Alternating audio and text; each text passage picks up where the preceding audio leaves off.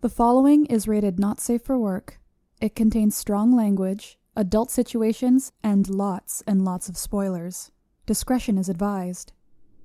In the criminal justice system, cinematic-based offenses are considered especially heinous. The dedicated attorneys who investigate these villainous films are members of an elite squad known as the Reels of Justice. These are their stories.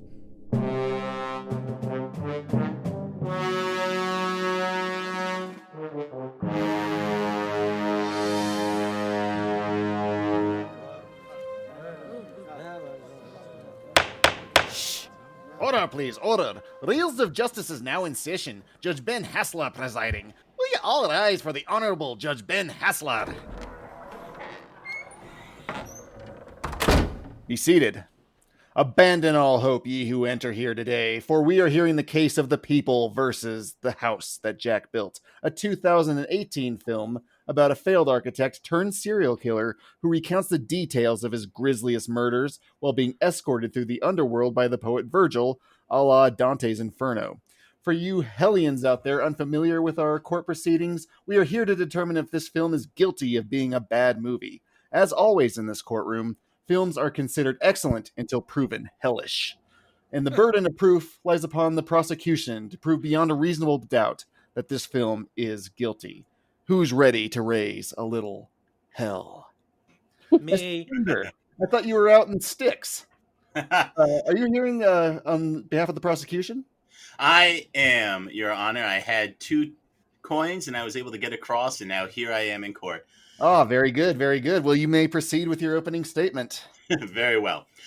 I would like to begin with a stern warning that this movie is very graphic in every sense of the word. The violence is particularly striking, some may say galling, so I must advise extra caution to anyone that seeks to watch this movie.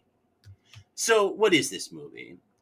It is a bad meditation on art and violence. Why is it so bad? Because it's plagued by the personal insecurities of one man, the director Lars von Trier. You may know him of his quasi-Nazi sympathies fame, but his flirtations with National Socialism are not on trial, but rather this debauched exercise in intellectual self-pugilism is. The director is a conflicted man and saw fit to treat us to this internal conflict, the cinema equivalent of reading a found journal, or more accurately, a planted journal. We are not seeing someone bearing their soul, we are seeing someone act out what they think bearing their soul looks like. It is ultimately this lack of sincerity that proves to be the movie's downfall. It is not too clever, it is not particularly deep. What is a one-sentence idea that miraculously with one hand the director stretched out to a 2.5-hour movie that leaves the audience shrugging and saying, well, I guess. We have seen it before, we have heard it before, and this movie could be rightly consigned into the pile of other pretentious commentary films that will also be forgotten. Thank you. Hell of a job, Mr. Schlender. Miss Kikta, you are appearing on behalf of the defense, right? Yes, sir. All right. We'll raise some hot fire and brimstone on Mr. Schlender over here and proceed with your opening statement. All right. So the house that Jack built, like most Lars von Trier films, while certainly controversial, is absolutely not guilty of being a bad film. The story of a serial killer / engineer / architect is an interesting narrative arc that is singular to this story. Like, there's no other film like it out there. The lead actor, Matt Dillon's portrayal of Jack, is all of the things you would expect out of a serial killer. Charming, charismatic, intelligent, but also psychopathic. He is said to base his performance on Ted Bundy, which seems fairly accurate, even at times using a crutch to make himself seem more vulnerable, which was one of Bundy's signature moves. Uma Thurman's cameo is actually kind of hilarious, believe it or not, in this movie. And the cinematography by Manuel Alberto Claro is impeccable. As far as the murders or the incidents as they are referred to on a purely narrative and objective aesthetic level are groundbreaking and original. The smiling boy in Jack's house will haunt me for the rest of my life, but I can tell you for sure I've never seen anything like it on film before. The film is on par with Henry, Portrait of a Serial Killer, or Silence of the Lambs insofar as quality of serial killer movies go. The house that Jack built goes further into the philosophy of the individual killers, while most serial killer films come from the view of victims or law enforcement. This can lead to some jarring moments for sensitive viewers, but again, that doesn't speak to the quality of the film. And insofar as Lars von Trier being pretentious, that's largely um, a matter of opinion. And I can say that some of the greatest films of all time are pretentious. Think about 2001 A Space Odyssey, for example. Okay. Fiery response. Thank you very much. Mr. Schlender, please bring forth your first point. This is probably a bad time to point out I haven't been baptized, so I hope this works out. Holy water's in the second portion of this, Mr. Schlender. You may want to get on that. Okay, very good. But first, let me present my first argument to the people of the jury here. And that argument has to do with the personal nature of the film. A strike against this movie almost immediately is the cost of entry. You need a knowledge of the conflicted life of the director, and that might be a bit high for us simpler folk that like movies like Friday the 13th Part 8, Jason Takes Manhattan. Woo! Von Trier was undoubtedly wounded when his Nazi comments made him persona non grata at Cannes. And this movie serves to be as... What are these Nazi comments? Can you elucidate, please? Oh, yes, very good. So I want to say it was 2011. He was being interviewed for his movie Melancholia at Cannes, and he basically said that he said, I used to be a Jew. I used to think I was a Jew, but I wasn't a Jew. It turns out I was a Nazi. And people kind of laughed. It's like, well, he kind of kept going with it. He goes, I think I understand Hitler. I know what it was. I think I can understand what it'd be like to be alone in that bunker. And he's like, yeah, I'm a Nazi, maybe with a wink and a nod, but then he made a very off-color joke about a final solution. He talked about, like, I'm not against Jews, but, Israel's a pain in the ass. He said things like that. And then he said he's very much in favor of Albert Speer, the famous Nazi architect, who we'll get into more later as part of my argumentation. He called him one of God's favorite children. So Cannes made him apologize, but they also didn't let him go back in. And then his triumphant return to Cannes was this movie, The House That Jack Built, in 2018. Okay.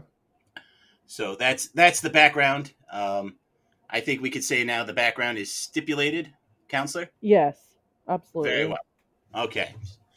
Let me just recollect my thoughts here. So he was persona non grata, and this movie was his response, a return to the circle of acceptance, and he wanted to show his wound. But do we care about this wound, his ego? If you do, look no further than this movie, I suppose, but I will elaborate a bit more. He doesn't seem to care very much. It would be too easy, too lazy to say that Jack is a perfect stand-in for Von Trier. Of course, there's elements in Jack. I mean, the name Mr. Sophistication that the serial killer Jack uses as his sobriquet in the movie, despite the grotesque nature of his crimes, is an easy parallel. What? His Sorba what? His sobriquet, his nickname. What is that? Nickname. Okay. Nickname. We all know that my gimmick is to use big words, okay? I mean, as long as you explain them occasionally. Okay. Can I interject quickly? Just Yes, for objection. a fact base. The House That Jack Built was not the follow-up film to Melancholia. Nymphomaniac was. So this was his follow-up into Cannes Film Festival, though. in the Cannes Film Festival, yes, but it wasn't the direct movie afterwards. No. I apologies to the court. My point was this was his return to Cannes, was The House That Jack Built, not that this was the movie that came out after Melancholia. This was his return. All right. Please proceed, Mr. Schlender. Thank you. So, like all men of great ego, Von Trier can only hold up the mirror for so long, and ultimately he succumbs to a shallower commentary on art. Can it be made with or without love? What is man's role in nature? He finds these itches easier to scratch, mostly because there are no objectively right and wrong answers. He doesn't have to take a particularly profound stand. So the problem, such as it is that Von Trier is human. He has an interesting idea about what he thinks about himself, but expressing it is ultimately too painful. Being exposed is painful, so he treats us to a facsimile of this pain through Jack, and we all see right through it. Again, the audience shrugs, and again we say, I guess. Okay. Well, question from the jury. How do you feel this film was Von Trier holding a mirror up for himself? What in this film do you think captures his history as a Nazi sympathizer? This is unconventional, but I'm going to allow it. Okay, so what happens in this movie, actually, this point largely wasn't even too much about the Nazi stuff, but towards the end of the movie, there's a montage of Von Trier's other films that he's typically described very brutal. These are brutal movies with violence in it, and he's ultimately making a commentary about how he uses art to express violence, or how violence can be used to express art, and that is where the parallel comes in from Jack. And also, if we're going to get into the Dante argument, actually, so the jury, this really helps me move into the Dante argument. One of the interesting things about Dante is not only does it star Dante, it was written by, guess at home, yes, Dante. And what we have here is Von Trier telling us a story where he's kind of the main character, but not really. Like I said, I don't think he has the commitment or lack of ego to fully express himself through Jack, but he does it enough, you know? So when you make those kind of parallels, it invites this kind of comparison that I've just made. But you're saying that Von Trier is a serial killer? No, I am not saying Von Trier is a serial killer. I'm saying that he's never been convicted, Mr. Juror. Before we get too deep into that, though, I'd like to pass it on to the defense to talk about Von Trier and... Well, I would say that yes, like the film is a meditation on his own career and on his own mistakes, and I personally, and I think other people that are fans of his, found that to be very fascinating and kind of funny. And I think that if you look at it from the perspective of just being a fan of his films and not thinking of some of the more off-color things that he said, that bringing in the Nazi argument it's fair, considering, you know, those were horrible things that he said, but it has little to do with this film. Like, and I hate to take this position, but the film is on trial, not the director. I agree with that. But the director has everything to do with the message of this film, and I want to stipulate that I am not holding him accountable for the Nazi arguments that he made when he was sitting at Cannes, but they are important for understanding and how and why he made this movie. And in this movie, there are scenes of Nazi imagery where he does talk about Albert Speer's work. So that will be more relevant in future arguments. So I don't think we could take the Nazi issue completely off the table just yet. As a juror, I'm still just a little confused about the connection between his comments and the movie. What?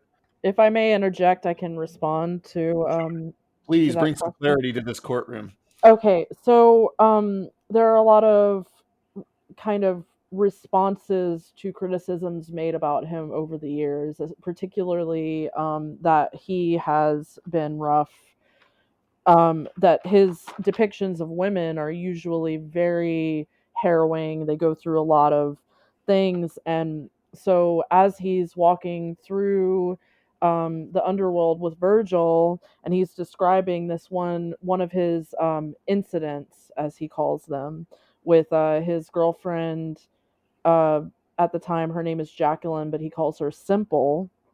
And there's a monologue in there, and he's like talking about, if one has been so unfortunate has to have been born male, then you're also born guilty. Women are always the victims and men are always the criminals. And then Virgil says, why are they always so stupid? The women. You only talk about the stupid women unless you think all women are stupid.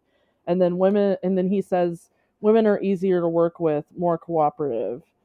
But basically what I'm saying here is that he's acknowledging that people think that about him, and he's kind of using it to slap you in the face a little bit, because I've actually read some interviews with Charlotte Gainsbourg, Nicole Kidman, a bunch of people that said that they would work with him again, and that that if there is a character that is a woman in his movie, it's not a background character. They are in the forefront. This is kind of an exception, this film.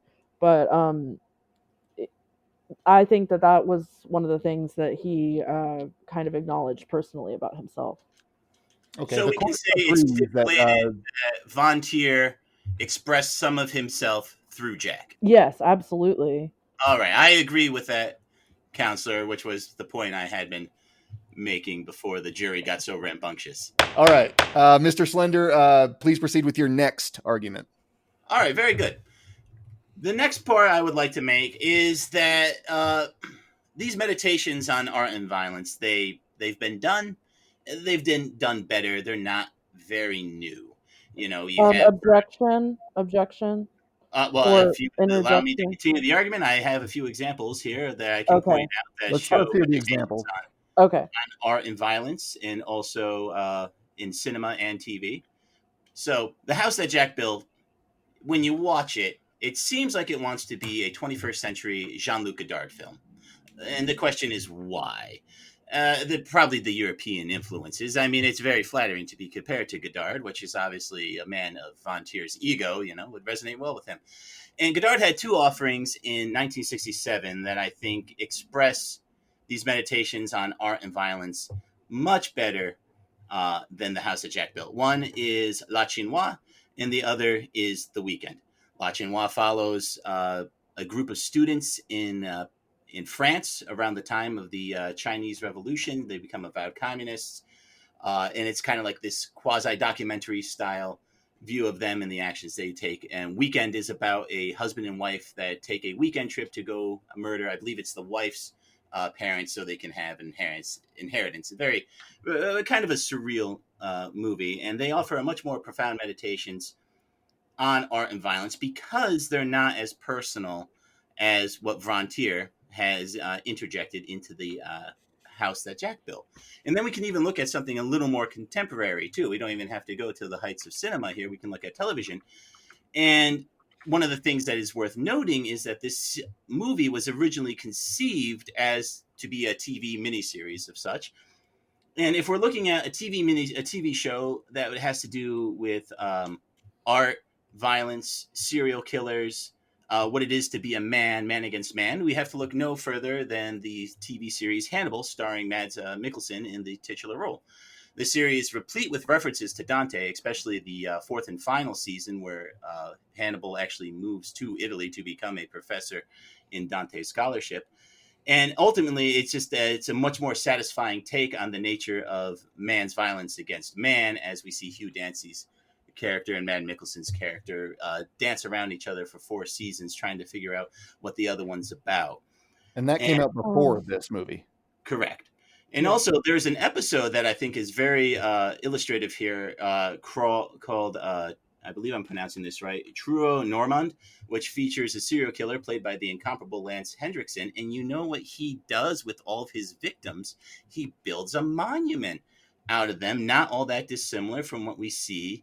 Right, you're making the case for plagiarism here. Of a story. I'm not saying the case for plagiarism. I'm saying that these meditations have been done before, and that you could find more value in some of these previous meditations.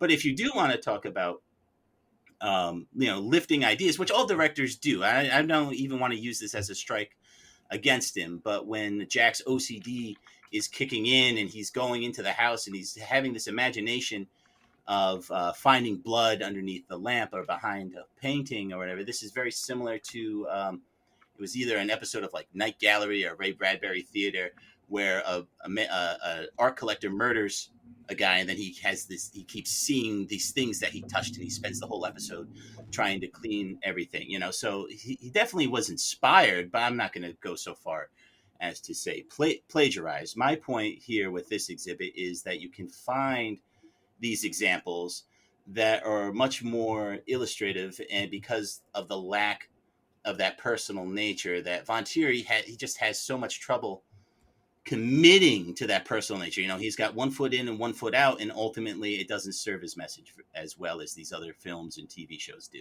So you're saying the monument that it presented in the TV series was lifted into this film as Jack creates a house out of living bodies?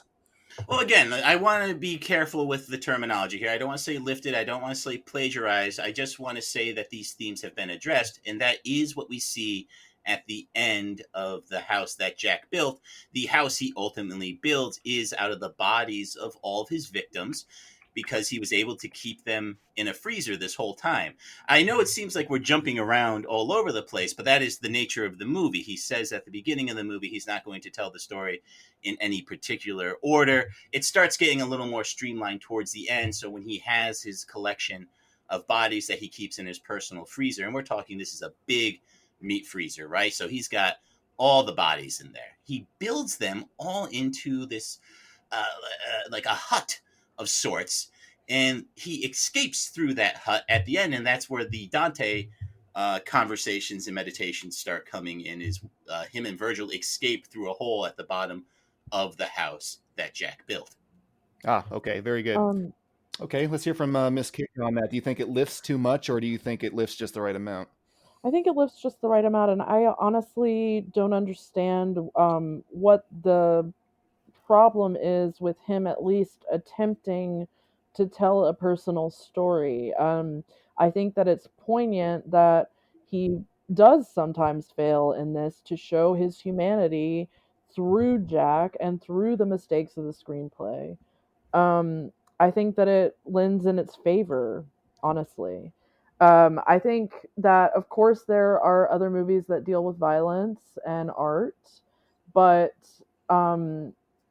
this is a unique point of view. You have people that are literally walking through hell talking about, you know, whether or not art is akin to murder. Like these conversations have not been had in this exact way before. And I would just like to offer a quick argument that I think that it's incredibly fascinating that Von Trier was somehow able to merge the world of Dante's Inferno into this kind of seemingly unrelated sort of thing. And it's also, to my knowledge, I could be incorrect, I hope I'm not, but to my knowledge, it's the first live action representation of Dante's Inferno, which I think lends it some credibility and watchability just to kind of the last act is just worth the price of admission alone.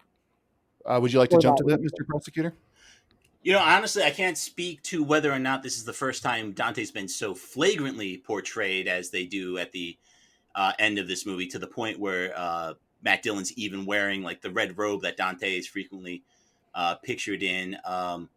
The fantastic actor who plays Verge, his name is escaping me. Is it Bruno Chaz? Bruno Gans. Bruno Gans. Yeah, Chaz. He's German, right? So Bruno Gans, dressed to be evocative of his famous performance from Faust as well, which I don't think the Faust plays as big a role in this as Dante does, but we can get to that later. So Dante's been used in other art before as an inspiration for sure. Something like What Dreams May Come with Robin Williams is a good example of like Dante's hell. I mean, it's important to remember too that it's the Divine Comedy is a trilogy here, and usually it's the Inferno. This is the trip through hell that gets focused on in any medium, and this movie is no exception. This movie doesn't try to go into Purgatorio or Paradiso. Well, not exactly true. He actually does try to get there, but so here's the big spoiler for the end of the movie, I suppose. Let's get this out of the way. Jack's in hell. He doesn't make it out, though he tries, because he thinks like an engineer, and he thinks he can get around the bridge to paradise, and it does not work. And he slips, he falls into the lava, and we're treated to this negative frame at the end of the movie, and Hit the Road Jack by Ray Charles starts playing, and we're treated to the credits. I mean, that's another thing that I can speak to Lars von Trier is his use of popular culture, especially music, especially David Bowie's music, is very effective. He, in this particular film, he uses the song Fame, and previously, and I think it was Manderley, it was either Manderley or Dogville, he used Young Americans. But he use, and also the Bob Dylan reference with the cue cards is very interesting. I think, I mean, like the prosecution stated, this movie does go all over the place. I'm not going to deny that, but I think it's a worthwhile trip. I think it's fun, despite how horrifying it is. It's like, it's a very singular experience that I don't think that I've had watching any other film. So, question from the bench: when you watched this the first time, how many of the references to different things did you get? I got the Bob Dylan thing like pretty quickly. It took, well, it not right away, but like the third time that he does the cue cards, I'm like, oh yeah, that's from. I don't remember exactly what that's from, but I know that like NXS scripted off in their videos, but yeah. And for the clarification, what does this have to do with the movie? What does like referencing Bob Dylan have to do with the bearing of the plot within the house that Jack built? I think that Jack thinks of himself as, and for that matter, Lars von Trier thinks of himself as that important. And no matter how you may feel about that personally, that's the way So that would you it. agree that like just Joe Average watching this film would probably be very lost with some of the things that are just being split cut into this film? Not. I think that discounts Joe Average. Honestly, I think that it. Actually, I'll agree with the counselor on that one. Like I said, it's not particularly deep or profound. I think Joe Average would pick up on these things immediately. And also, I'll cop to not knowing it was Bob Dylan. I thought that was a Van Halen gimmick where they had the cue cards, but I don't think it is after more research. Yeah. Personally, I thought it was a silent film gimmick. No, but it was all the research I've done does exactly point to Bob Dylan. All right. Okay. I think we've dallied enough off of that tangent. Mr. Prosecutor, what's your next piece? All right. Actually, this is pretty good because it dovetails kind of what we were talking about here, and that's the messaging of the movie here. And as I said, it's important to understand that this movie's told in vignettes. They're very clearly defined scenes that pop up.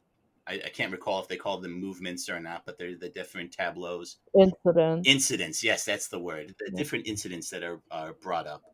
And one that I just found to be particularly striking because it really undercuts some of the message that he was going for was in the fourth incident. So it was a profound display of cultural ignorance. So it's when Jack and the aforementioned woman that we talked about, who he calls Simple, he's about to kill her. That's the whole conceit of the movie. He kills these people, you see. She screams and yells for help. And then, Jack, what does he do? He opens the window. He starts yelling help. He's like, help, help. He's like, no one's going to save you. And this is supposed to be evocative of the case of Kitty Genevieve, who was murdered. And it was made famous when it was alleged that 38 witnesses failed to intervene here. And that's what we're seeing through Mr. Sophistication's spectacle here it's the Kitty Genevieve's effect. But in reality, the murder was not witnessed by 38 people. You see, he's going off of a false premise. The original reporting that the New York Times did on that case was almost entirely wrong. But no need to let the facts stay in the way of a good movie scene, I suppose. But when you're trying to make these kind of arguments and you're trying to make these meditations on violence and how things actually play out, getting it so wrong only serves to undermine the whole point of the scene.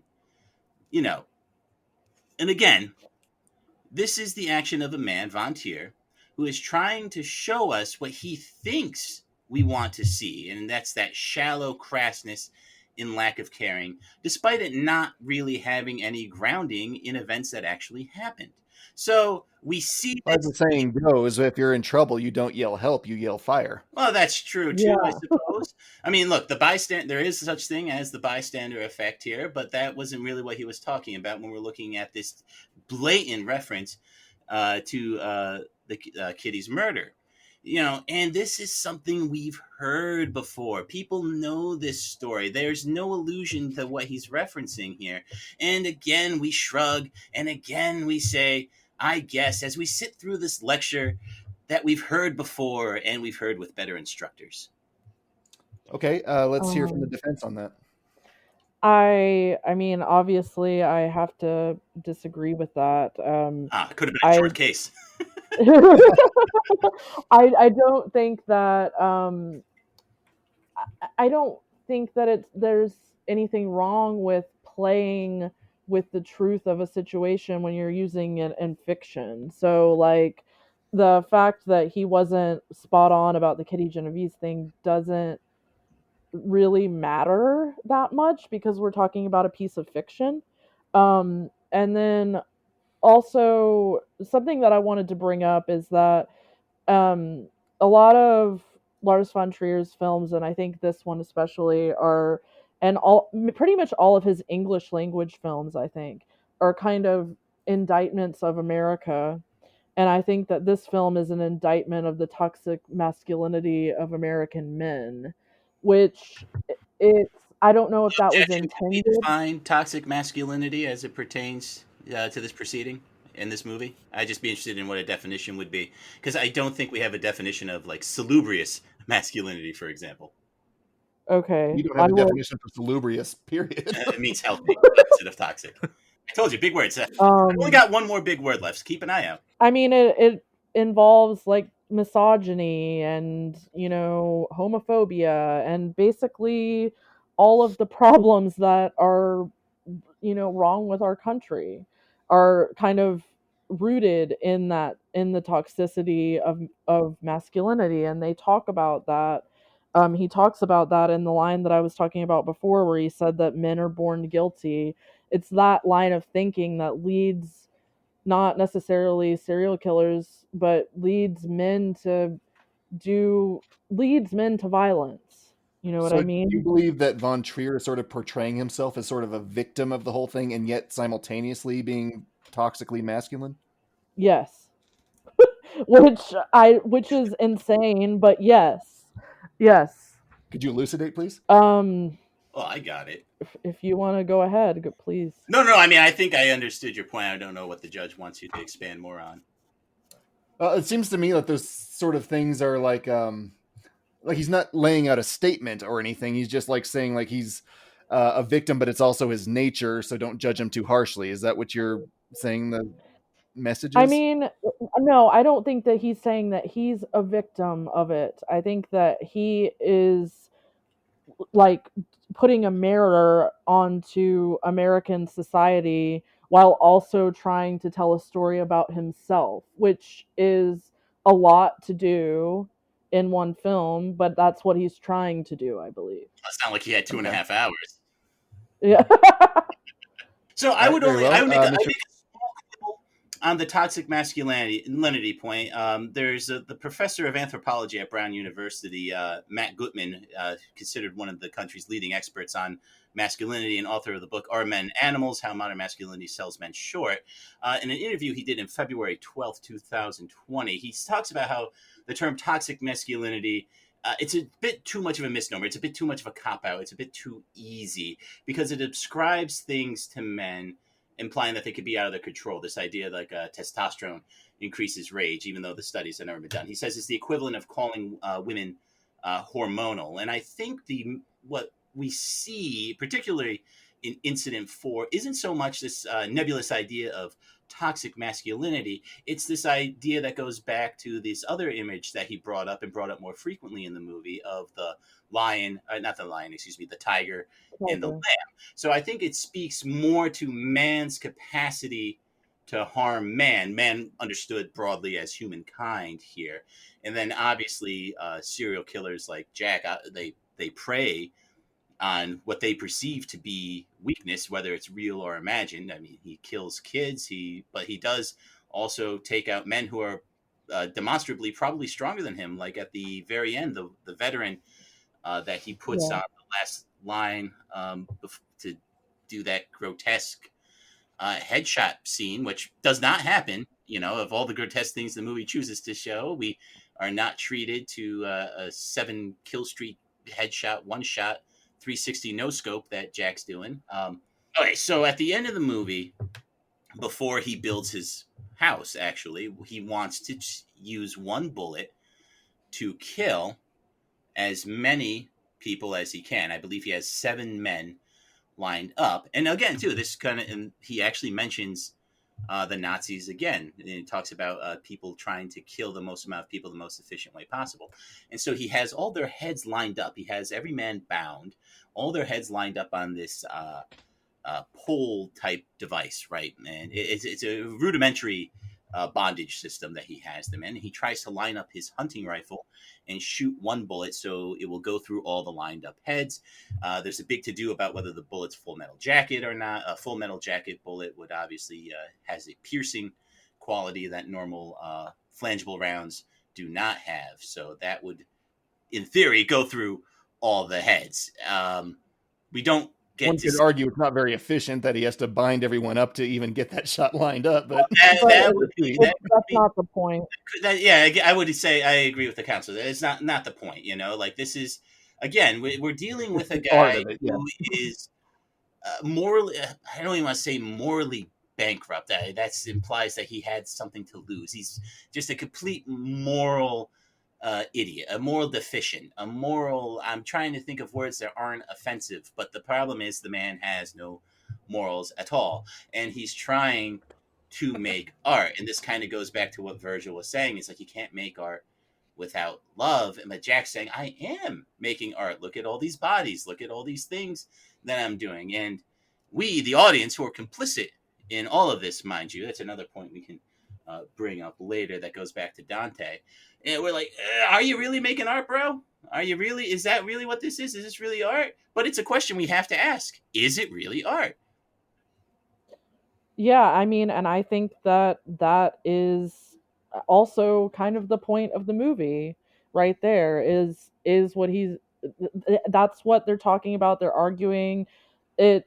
And that's one of the big questions of the movie, is like, what is art? Is this art? Is this not art? One could argue that that is a pretentious question, but who cares? It's a question that this movie is asking, and it gives us the opportunity to search our mind to answer, which I think is very fascinating. Without actually delivering the answer. It's not delivering the answer, because, again, the audience is complicit in this. At the beginning of Dante, for example, with the very first line in Canto 1, he talks about, I was in the middle of our lives, and I woke up in the dark woods, you see. So he's already bringing us along. And if we're good to really read into the Dante stuff, which I don't mind doing for this movie, because I don't think it particularly hurts my case. If anything, I think it helps it. It has audience, the idea is like the audience is along. It's not just Virgil who's hearing it. He's telling it to us as well. But like I said, though, it's not particularly deep. It's not particularly profound. These are things that we've heard before and that other people have dealt with. So it leaves Von Trier looking like a philosophical Schlender in a field of giants, either his contemporaries. Is that your third big word there, counselor? Yeah. Schlender is like a jellyfish, so it means he's spineless. Because I don't. Right, I think that is the fundamental Just problem. say spineless.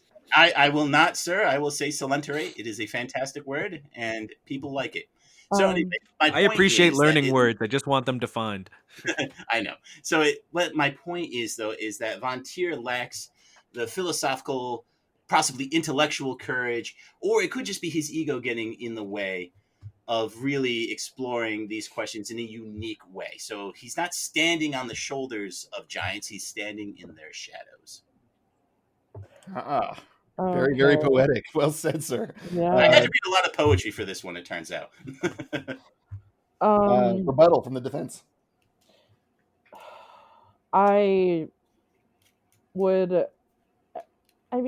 don't think that there's anything wrong with trying to make points, and if they don't land, then it's still thought-provoking in this case. I mean, because I don't know, I found myself thinking about a lot of things that I wouldn't have thought about when I saw this film, and I think that it's underestimating other people to say that they might not search their imaginations or their intellect or whatever with the questions are being asked. Maybe they haven't seen the films that you're talking about or read the books or whatever, and then this is the apex that they're coming to that asks them those questions. I think that it's fine for something to be there, and it isn't bad just because it doesn't come to the conclusions that you want it to. Oh, well, to clarify, I don't think there has to be any conclusions for this. The audience can decide on their own. My argument here is that Von Trier's cowardice ultimately leaves the audience unsatisfied and uninspired to think about these things deeply. I think they think like we've heard this lecture before. I mean that's. I mean, we're obviously going to disagree on that. That's why we're on different sides here. But I just wanted to clarify my position. No, I mean I get what you're saying, but that's assuming that you know who your audience is who's watching the film, which you don't, and neither do I. Like Von Trier seemed to have a pretty good idea. He seemed to think that these people would have an understanding of his past, and I think that is not an unfair criticism when you look at the personal nature of these movies. And so he's trying to like hold this mirror up, but then we find out, like, well, is he holding a mirror up to himself, or is he holding a mirror up to society? But what he's really doing, he's holding up one of those one-way mirrors, and he's holding it backwards, so we're actually looking through, and we're seeing him, and we're like, hold on a minute, what are you doing? And he's like, oh, well, I'm just making this movie here about my life and about my meditations on violence, and, what do you think? And we're like, I guess. I would argue that it goes further, and it asks us what our place is in the conversation. I mean, does it ask if we're a tiger or a sheep, a lion or a lamb? These are things that people have heard before, and they've heard from arguably less artistic works too. I mean, you could look at something as pedantic as American Sniper, where the father is sitting them down and very bluntly says, you got your sheeps and you got your sheepdogs and you got the wolves. I mean, it's like, trust me, people have heard this spiel before. Pedantic is a borderline word. You're on thin ice, Mr. Schlender. Oh, I'll check myself. Forgive me, Your Honor. And I mean, I just find that to be inappropriate to assume what people think and feel about certain works of art or anything that for that matter. And like, no, I mean, that's hard. That's what this film is difficult, but I like it for that reason. And there are other people that would agree with me. There are films that, sometimes you just want to be like, but you want to be like, what the fuck did I just watch? I love that kind of stuff. This you like the abstract thinking that yes, you can take from it what you wish. Yeah. Objection. It's not particularly abstract. Like I said, it's pretty spelled out and not particularly deep. And that's the position. That's the position of the prosecution. It seems like abstract was the wrong word. Maybe vague, like a sort of self-insertion that anyone can sort of put themselves into. I mean, we're just at an impasse where we're saying that it's okay to think one way or to think another, and that is, I mean, that goes to the film's credit because it's put us to a stalemate, like. It's a very divisive movie, but just because it's divisive doesn't mean that it's bad. No, what's bad is that he's unable to follow through on that message in an inspiring way. That's my case. And I just agree that we're at a stalemate. I think I have the better of it. But that said, I will rest my case. All right. Thank you, Mr. Prosecutor. A lot for the jurors to think of. Let's go to the defense. Do you have any further exhibits to bring forward that the jury should consider? There's also there's just a lot of kind of funny moments, and they're funny in a not a direct way, but in a sort of analytical way, where there's this serial killer, and this is on I think it's the second incident where he goes and acts like an insurance. It's the OCD problem incident where he goes into this woman's house and he kills her, but he's so like overwhelmed by the fact that he might have left a mess that he stays there for the entire day. So until the police actually arrive, yes. Yeah, until the police actually show up. And then at that point, like something in him just kind of breaks and he says some bullshit to the police, which he does a million times in this movie, and always gets away with it, which is hilarious and infuriating. So he's dragging this woman behind his van, and he gets to the meat freezer, which we were talking about, and this is a serial killer who's in hell, and he's saying, "The great rain washed away the long trail of my escape," and attributes it to God. So there's a lot of just sort of, like, but it's funny to me. Like, I think that the moments to where I think they're on purpose. I don't think that they're meant. I don't think that they were misdirected. I think that they landed. So, And it allows them to get bolder for the following incidents. yes, I think what, insofar as the prosecution is trying to say that there's not enough kind of meat on the bones of the film, I think that that is untrue. I think, Oh, if objection. I anything, was not saying there was not enough meat on the bone. I'm just saying it's not particularly satisfactory here. This would not be a porterhouse. This would be a hanger steak. He was eating I a like chicken it. wing and not a drumstick. Yes. So well, I plenty of mean, meat on the bone. It's just not particularly satisfying meat. well, So not do you to think you. he's looking for meat in the wrong place? Where is the actual meat in this? Where is the actual meat? I think the actual meat is in the artistic commentary. I think that the rest of it is kind of an inside joke against himself. That, you know, as that a fan of his work would appreciate. I think maybe somebody coming in would have more questions, but I think it's good to have questions after you watch a film. I mean, this isn't like going to see, like you said, Jason Takes Manhattan. This is a like a it's not exactly like Tarkovsky either, but it's somewhere in the middle, and it demands your That's a big attention. middle. That is it's a good question though, because like he does alienate a large extent of his audience, just who may not know who he is or what he's necessarily talking about. But does that necessarily make it bad? Yes, it does, Your Honor. No, Case no, it does closed. not. Because if even if you divorce the the commentary that he's trying to make about himself, you don't know anything about it, and you're just watching it. It's a serial killer movie that has cool deaths, and like, And he there, goes into hell for yeah, and he goes to hell, and it's like he falls Excellent into point. a fiery pit. It's cool. Like, it's, it doesn't. It's like, it has enough for everybody in it, is what I'm saying. It's good for fans, it's good for non-fans. It is controversial. It is from a controversial person, but that does not mean that it is bad. And I rest my case. All right. We have two rested cases here. That means we can proceed to closing arguments. Mr. Schlender, please begin. Thank you, Your Honor. First of all, I would just like to say that this courtroom has been elevated today. This has been a fantastic conversation, and I think there were lots of good points that were made that ultimately prove that it's not a good movie and that it is, in fact, a bad movie. One of the things they talked about was the noble rot, and I was thinking, oh, they might be talking about my brain as I'm watching this movie. But what we have, and why it's a bad movie, is a director who does not have the purpose of vision that is required to tackle such a weighty subject of art's relationship to violence. We see this movie unfold in front of us. We see these incidents unfold in front of us. We make this personal connection to Von Trier, or rather, he tries to make this personal connection to us because, like I said, we're complicit as we're watching the movie.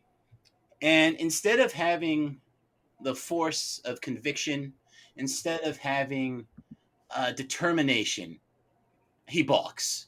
He looks at the abyss, and the abyss looked back, and he went, no, thank you. And so that's why we're left with what can be described as a pretty, like, mediocre serial killer movie.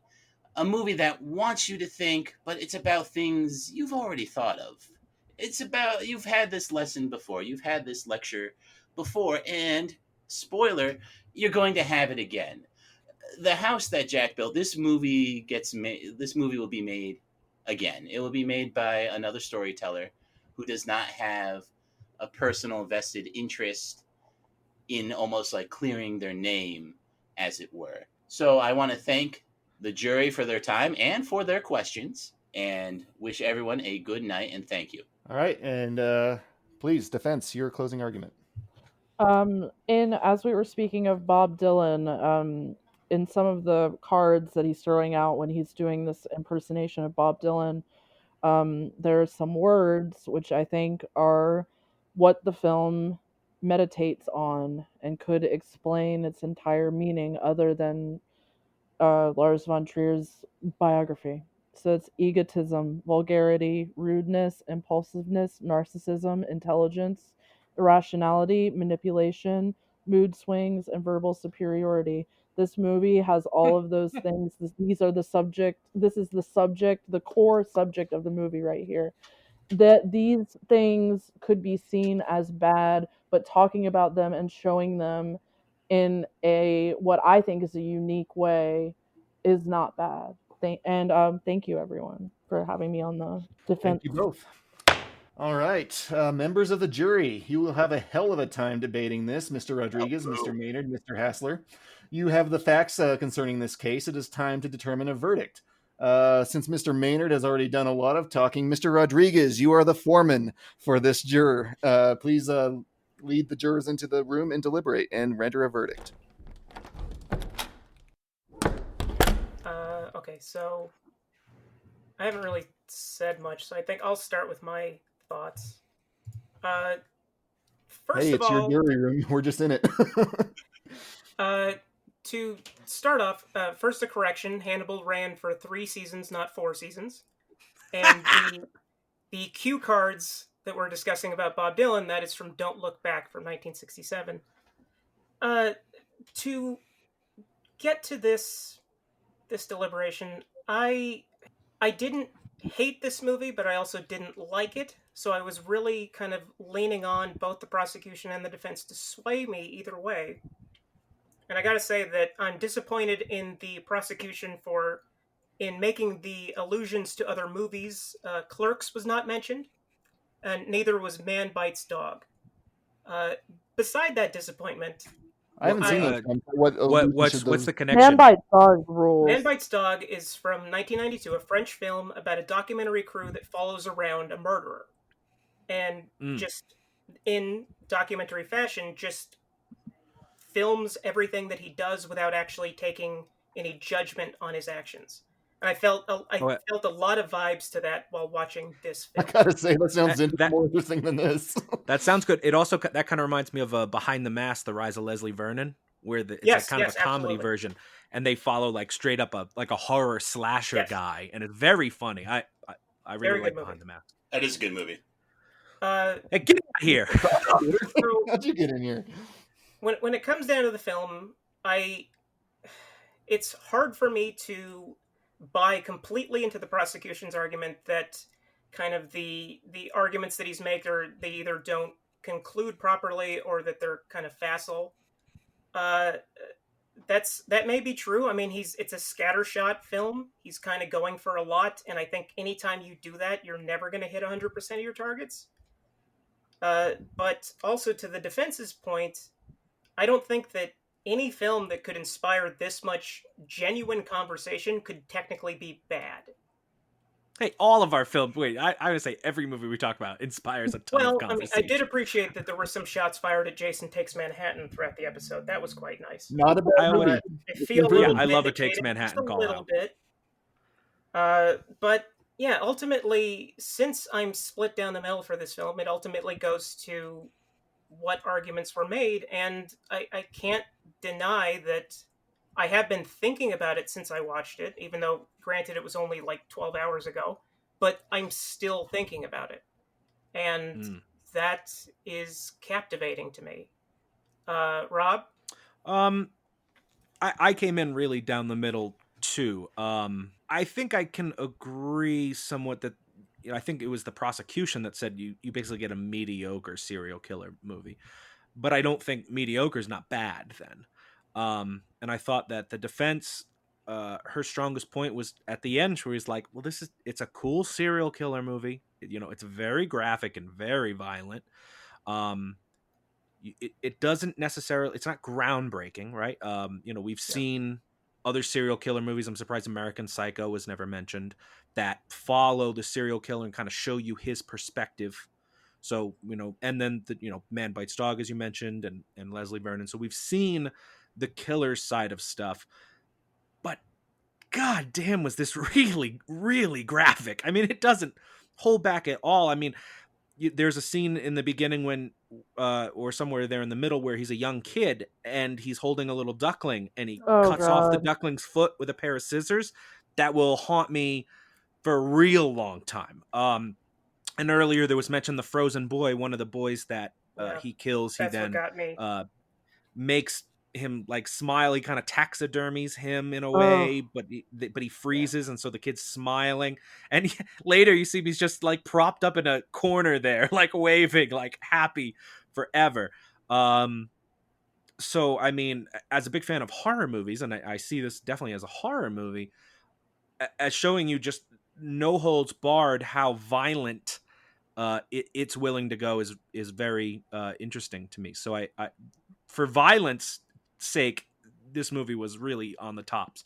I thought there were some interesting points about toxic masculinity too, in that one scene where he's talking to Jacqueline, who he calls Simple, who is like kind of a quasi girlfriend for his.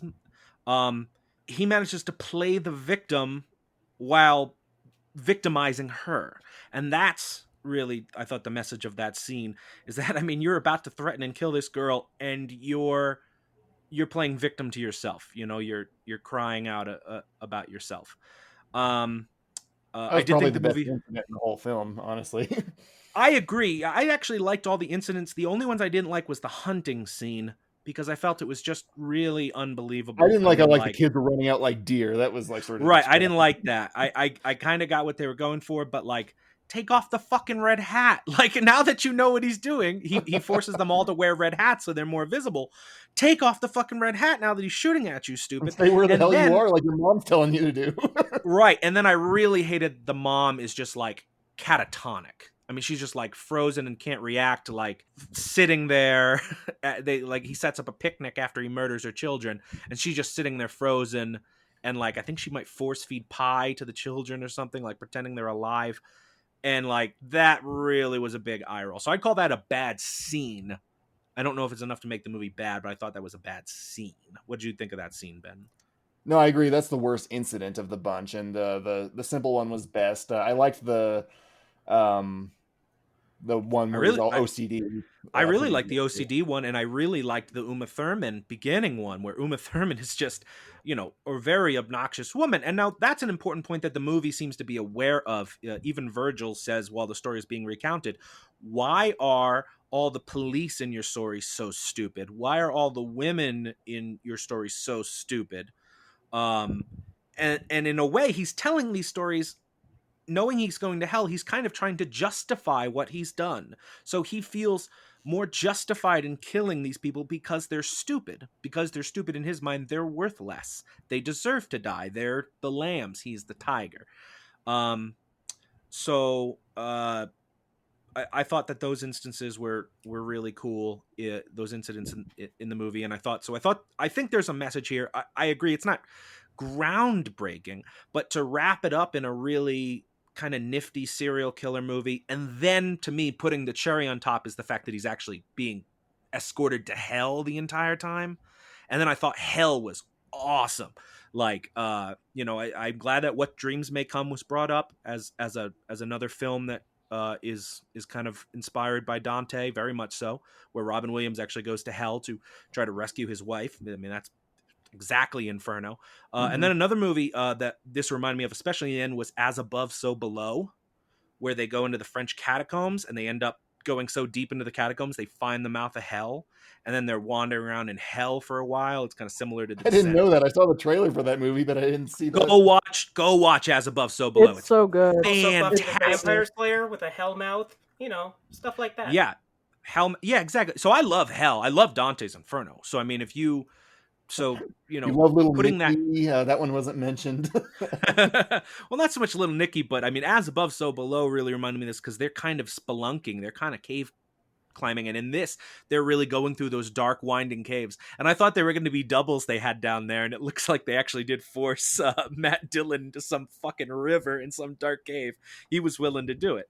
So I don't agree.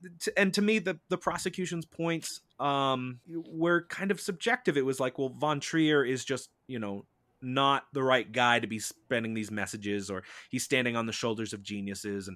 And it's like, that to me is subjective. I thought he made a very wonderful movie. He's not making new points, but he's taking points that we know and he puts it into an entertaining package.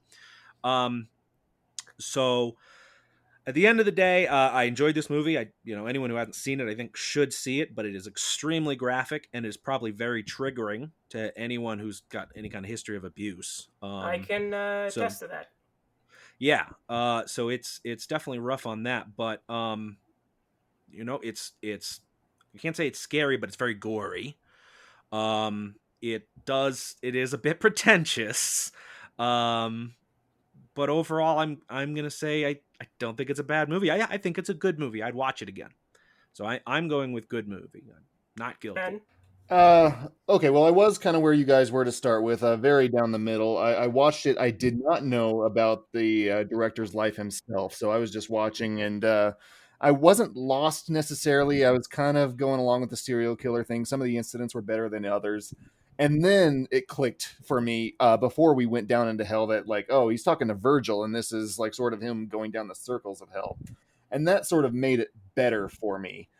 Hearing the prosecution's arguments, though, sort of made it worse. I don't like the commentary on himself. That's very self-satisfying. That makes me like this movie less. So I'm sort of at a point where, is it a bad movie? No. Is it a good movie? No. I would fight you to the hilt against that. It is not good. But it's a meh movie. It's a cult classic. Some people will like it. Some people will despise it.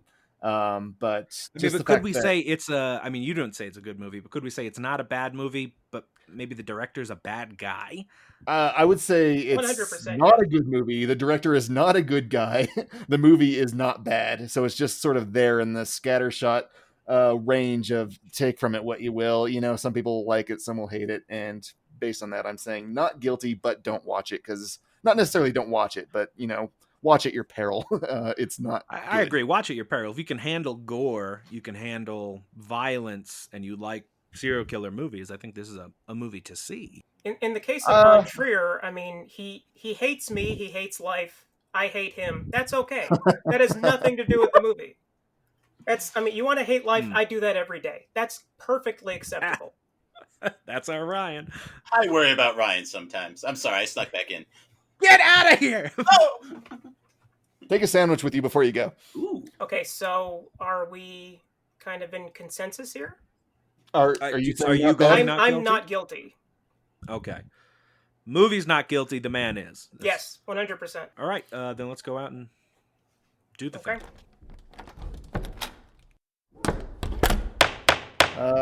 Mr. Foreman, what is your verdict? In the case of The People versus the House that Jack Built, we have unanimously found the accused not guilty of being a bad movie. Woo! All right, so shall it be written, so shall it be done. As penance, though, the prosecution shall do 20 Hail Marys, at your leisure. Okay. We'll get to them. And court is adjourned. Mr. Schlender, how do you feel about the jury's verdict today? Well, I trust the system. I trust the reels of justice, and this is just the way the cookie crumbled today. And I accept that. We had a fantastic opposing counselor who made very convincing points to our jury. And with that said, I tip my hat and will be on my way. Thank you. Miss Kikta, could you please share your feelings on the verdict? I'm extremely happy that it was rendered a not guilty verdict. I was worried there for a minute because the prosecution's arguments were almost like airtight and amazing.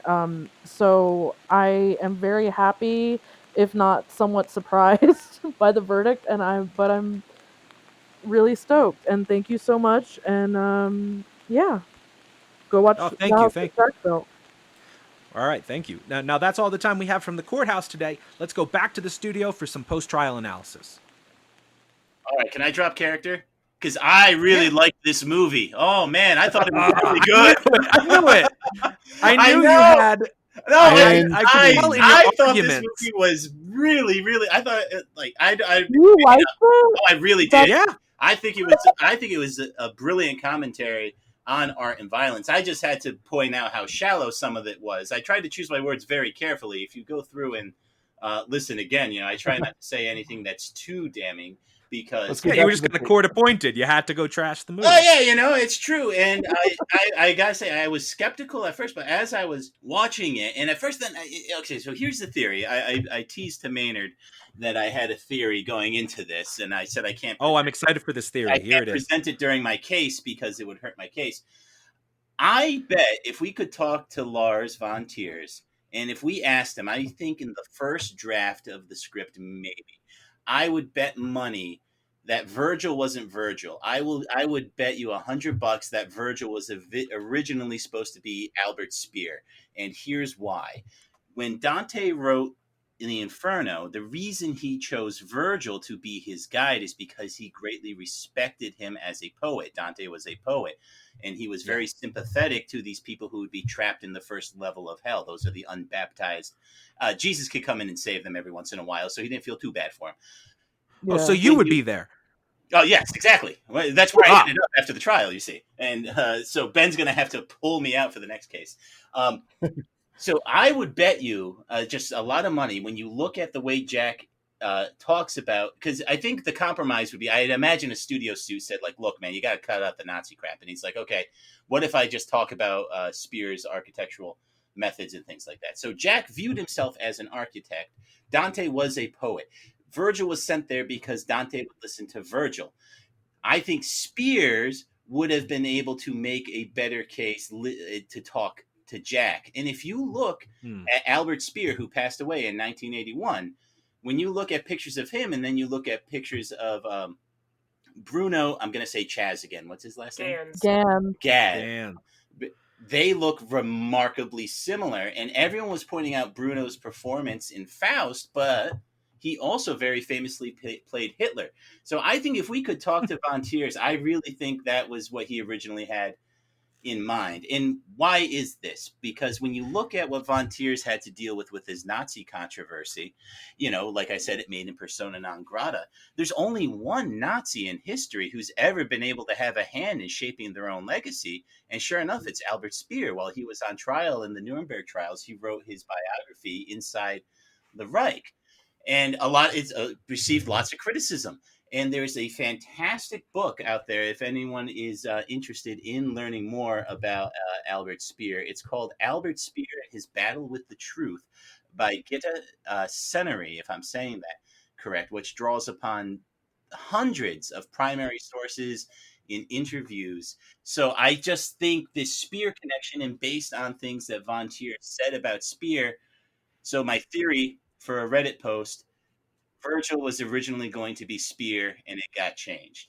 But yeah, no, I liked this movie a lot. I thought the commentary on art to violence and how society views both. I mean, this was literally von Trier saying, like, well, this is what you want, this is what you pay for, this is violence, this is what your society has to offer. It's kind of like a grotesque nihilism. You have this which I think he finds grotesque, though he might find himself slowly embracing it more as his career progresses.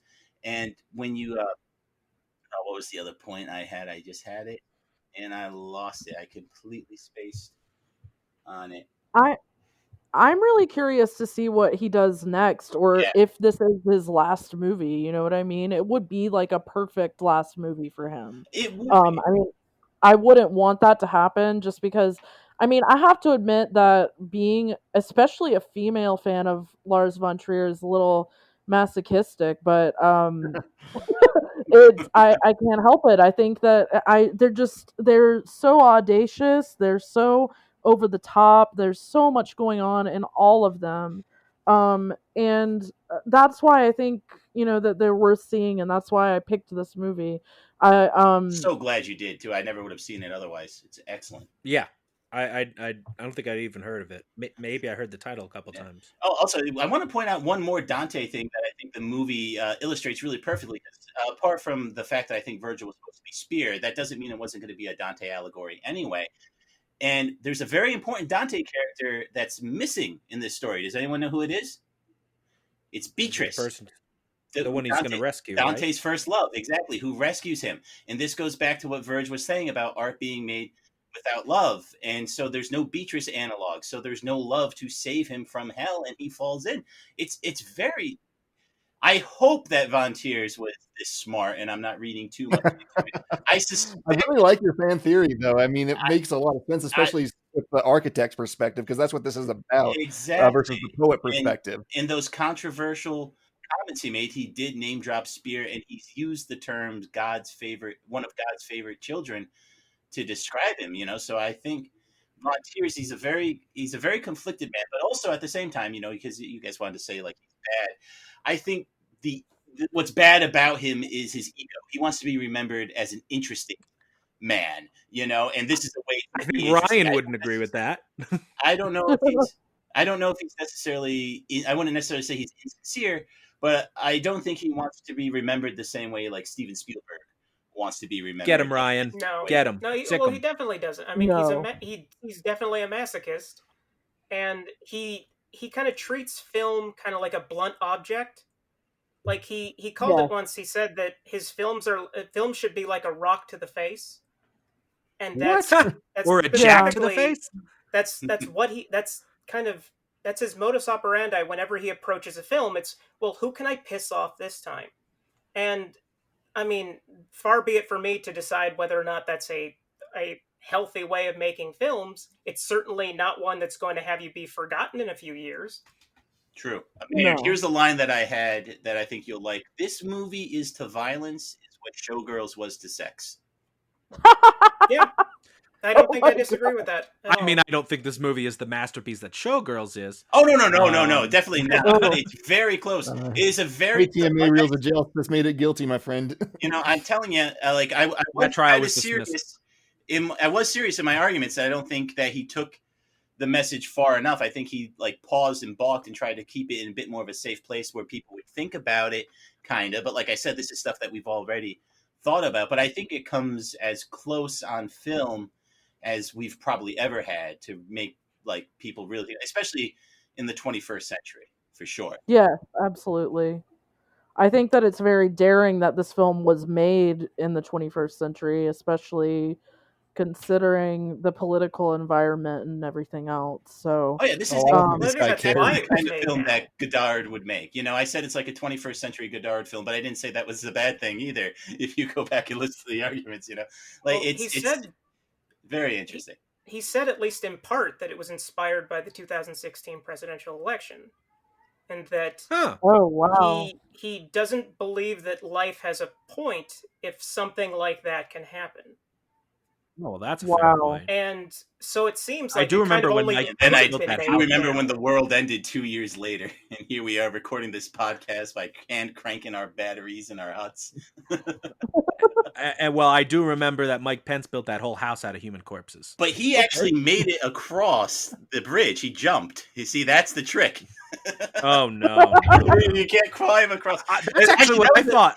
That was another. I would have tried to jump. He wants to be an architect because an architect is an artist, but he can't help but think like an engineer. And I don't want to insult. Well, you know what I'd do? I'd climb all the way up, get some of those frozen dead bodies, bring them down, and make a bridge. That's a plan. Yeah, exactly. But you would have never gotten the bodies through those little winding corridors. Yeah, that's true too. But he always thought like an engineer. He never thought like an artist, which is just very, very interesting. This movie had a lot. That's why he wasn't able to build the actual house. Oh yeah, exactly. Yeah. Which was great because the first time you see Virgil, not the first time you hear him, he says, "Weren't you building a house?" It's just a nice little touch. It really is. Yeah. So I enjoyed. With that said, what do you got going on? I am a critic for Film Threat, so check out my reviews on Film Threat. And I am on Twitter at the Kikta, TheKikta, and I'm on Instagram as Lorry Kikta. I'm just kind of doing the film critic thing and being on podcasts. So if you hear this, you want me on your podcast, I'll do it. She works cheap. Fantastic. Yeah. Hey, we could take this show on the road. I think we put on a really good case for the movie. Yeah, I mean, let's do another one. Absolutely. Totally. Yeah, we absolutely will. Tremendous. Now, you did such a great job, too. It was a real pleasure to go up against you. It was fantastic. Oh, thank you. You did an amazing job. I was like, holy shit, I'm gonna lose. But We could in with like a full notebook of notes, you know. His heart wasn't in it, though. That's what happened. His heart wasn't all the way in it. I could tell.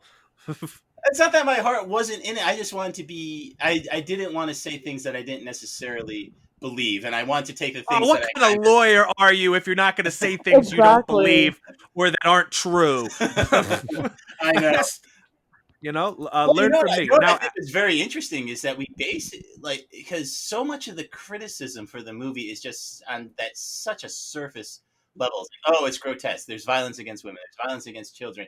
You know, and people walking out and stuff like that. And our conversation rose above those things. I mean, they came up, but like we didn't have any argument just purely on that. We actually got into the meat and potatoes. I sort of went the other way. I went, it's a good movie because it's so violent, you know? Like, I mean, I'm sitting down here to watch a serial killer movie. Don't hold fucking back. And this movie didn't hold back to me at all. Violence rose to that level of controversy that everyone was claiming. Dude, I don't know. Oh, that little duck. To the point of walkout. That was something that was occupying my brain for about maybe a good 90 minutes of. I mean, I was watching it, and I was definitely triggered by the violence against children. That definitely was not cool with me. But even that, I was watching it thinking, I don't understand how you could really justify walking out on this.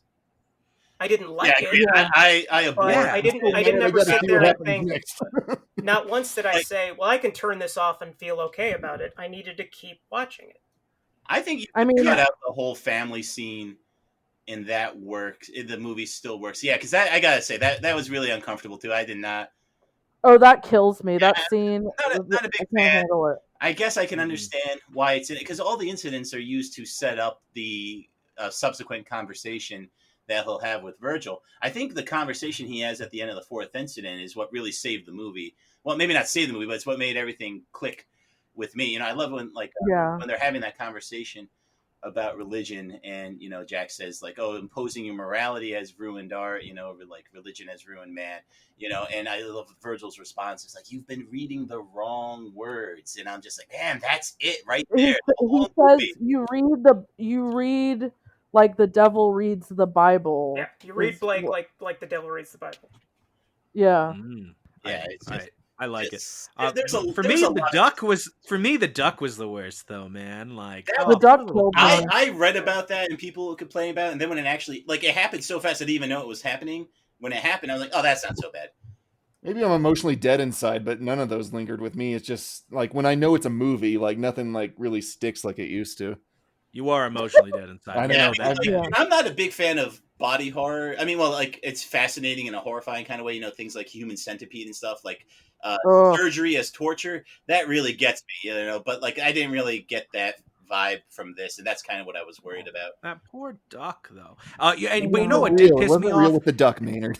Here's what did piss me off: that he never gets to shoot the six guys with the bullet. That pissed me off. It's like a gun on the mantelpiece thing. He spent all that time to set it up, but I wanted to see it. No, but the fact that you're pissed about it, you're proving Von Tier's point about society and how we view violence. Yeah. Sure, that's fine. Just satisfy my bloodlust. I'm okay with it. Shoot him. And I wanted to see if it would work. I wanted to see if the six would go through. And there was plenty of time. Like, yeah, they were welding in. Just pull the trigger and then run in the hole. You had enough time to build a house out of corpses. You could pull. I mean, they're probably dead anyway. They're frozen so long. They're probably dead. I believe our guest was trying to say something, Maynard. They're PETA. I don't know how you say it, but they actually. Everybody thought that they would have a big problem with the duck scene, but they thought that it was important to keep it in because that's a symptom of psychopathy in children is harming animals. So and they applauded the special effect. Yeah. Well, that's if you're making a reasonable point. I mean, you can look at that Johnny Knoxville movie where he's in the Special Olympics, and the Special Olympics actually endorsed it because he wasn't making fun of them; he was highlighting them and celebrating. Yeah. Them. Not that this was celebrating psychopathy; he was highlighting it and showing like this is real. This is what they do. So if you're doing it the right way, I can totally see why these organizations would say that's a good thing to do it because you're showing it the right way. Yeah, See, that's what's great about this show, though. Yeah. We can discuss Godard and Johnny Knoxville in the same conversation. You don't get that anywhere else without doing that. I was prepared to bring up South Park, so I'm. South Park did that would have gone over very well. Maynard. South Park did that whole Ringer episode too. They basically did that. Yeah. Before it. So anyway, so as a film critic, you should have an excellent recommendation for a film for us to see. Okay. Do you want to go in the same vein as horror? Anything you want. What do you want people to watch? Okay, this is an odd one, but there's a comedy movie from, I think it's the 60s, and it's called Lord Love a Duck, and it stars Roddy McDowall and Tuesday Weld, and it is a weird kind of teen beach movie, but it also involves a murder, and it's very bizarre. It's one of the more bizarre comedies I've ever seen in my life, and I definitely think that everyone should see that. It might be on like TCM or something like that, but I'm not sure. It's going to be on Blu-ray soon, too. Of course, Ryan his Blu-rays. Ryan knows it all. An endless source of information. So Lord Love a Duck, we'll look for it on Blu-ray or on TCM if it is on there. If it's TCM, that would be on HBO Max as well, and that would be Judge Ben for a recommendation. And one of his I want you to tell Ben that we need a recommendation from him. Ben, which non-typical anime are you recommending today? It's me again. I forgot I did it last time. Let's see. I watched Hamilton, but people will see that. It's the only new release of the year. Let me think. Oh, I'll go with The Lure. It's sort of a mermaid film, and it's creepy. God. It's a musical, and it is totally bananas. You'll never see anything else like it. It's great. You should watch it. Is there any movies you watch that don't have tentacles? I specifically said no tentacles. He goes right for the mermaids. That's fine. There's no tentacles in it. It's fishtails. Come on, get your facts straight. It's something sexually aquatic. Is the point? And he soliterates in it. Soon. I told you I'd use it one more time. What'd you say? I said there he soliterates in it. Okay, Ryan, what did you say? And then Dylan, what did you say? Speaking of aquatic sexual things, we might be revisiting that subject sometime soon. Ooh, oh boy! I won't know why, but just stay tuned on that front. Yeah, keep your ear to the ground on that one, or to the. Yeah, I can't wait. And what was Schlender saying? Oh, I just said solenterate again. Oh, okay. I liked that Lorry brought up that. Yeah, I know. I like that Lorry brought up that one of the words that Matt Dillon holds up for being a psychopath is verbal superiority. Yeah, I felt kind of attacked during that scene, to be honest with you. I think it should say imagined verbal superiority, but that's true. So very good. So watch The Lure, watch Lord Love a Duck. And watch The House That Jack Built. And definitely watch The House That Jack Built. In my opinion, unless the violence is going to be... It's very violent. It is very graphic. So mom and dad, graphic. Don't watch it. My parents listen to every episode. I don't think more aquatic sex films coming out. No, your mom needs to watch this movie. Dylan's mom, watch this movie. Please. She's going to listen to you. No one's mom or grandparent or anything should see that movie, but if you're not... I would love to hear what my grandma had to say about this movie. Oh my God. Oh god. Anyway, so thank you very much for joining us, Lori. I hope you come back and do another one with us. I will. This has been a lot of fun. Yeah, awesome. And that's all the time we have for this week on the Reels of Justice, and we'll catch you next time. Take care. Thank you. Please follow us on Twitter at Reels of Justice, on Instagram, Reels of Justice, and Facebook.com/Reels of Justice.